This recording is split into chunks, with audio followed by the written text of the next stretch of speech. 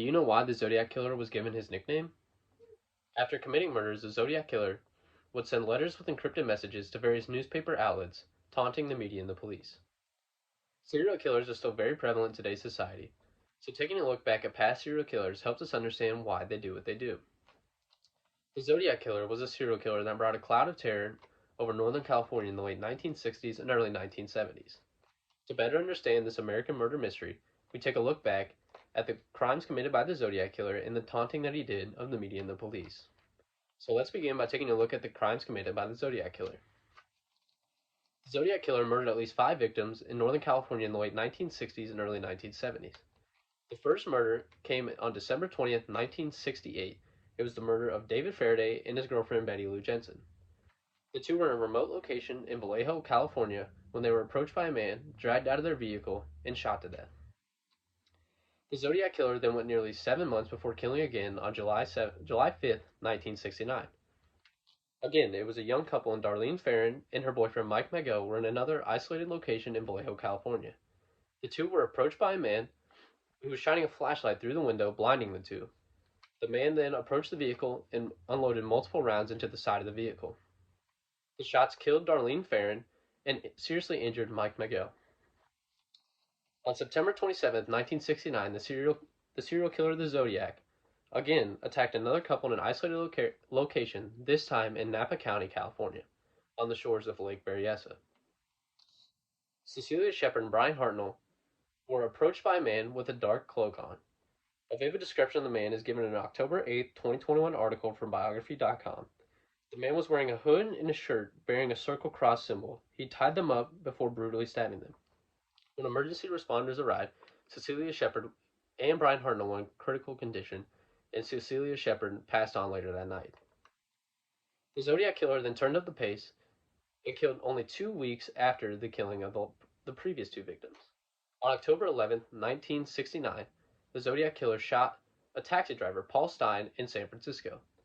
This is a particularly interesting murder because it's completely different than the previous attacks before. The previous attacks were in an isolated location and were a young couple. This was just one singular man in a very popular side of San Francisco. Next, we look at what made the Zodiac Killer so famous: his taunting of the media and the police. The Zodiac Killer sent multiple letters to various newspaper outlets in San Francisco, taunting the media and police. In August of 1969, the Zodiac Killer sent 3 different letters after the killing of the first 3 victims to 3 different newspaper outlets in the Bay Area. According to a December 12, 2022 article by Gooden from Arthnetica, each letter included 1/3 of a 408 symbol cryptogram that the suspect would reveal his identity. The killer demanded the papers published in full or he would kill again. The letters included details that would only be known by somebody that was at the crime scene and that had not been released to the public yet. This is how the police knew that this was the true Zodiac Killer. The cryptogram was cracked nearly a week later in Salinas, California. The cryptogram, it gave motives for why the Zodiac Killer was killing. According to a December 12, 2022 article by Gooden from Arthnetica, the Zodiac Killer, the plaintext revealed, said he was collecting slaves for an afterlife and that he wouldn't disclose his identity because doing so would interfere with those plans. So this letter truly showed the motive behind the kills of the Zodiac Killer. In November of 1969, a new letter was sent to the San Francisco Chronicle after the killing of the last 2 victims. This was a 340 symbol cryptogram, and it was deciphered nearly 51 years after it was truly written. In a January 6 article by Fitzgerald, the true meaning of the cipher is, "I hope you are having lots of fun and trying to catch me. That wasn't me on the TV show, which brings up a point about me. I'm not afraid of the gas chamber because it will send me to paradise all the sooner, because I now have enough slaves to work for me, where everyone else has nothing when they reach paradise, so they are afraid of death. I am not afraid because I know that my new life will be an eternal paradise." Here is the letter with all the cryptogram that was sent. This is the signature of the Zodiac.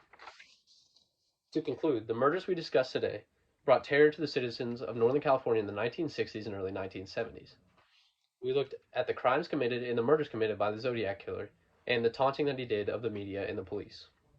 The real question is, will the police ever be able to solve the case of the Zodiac Killer?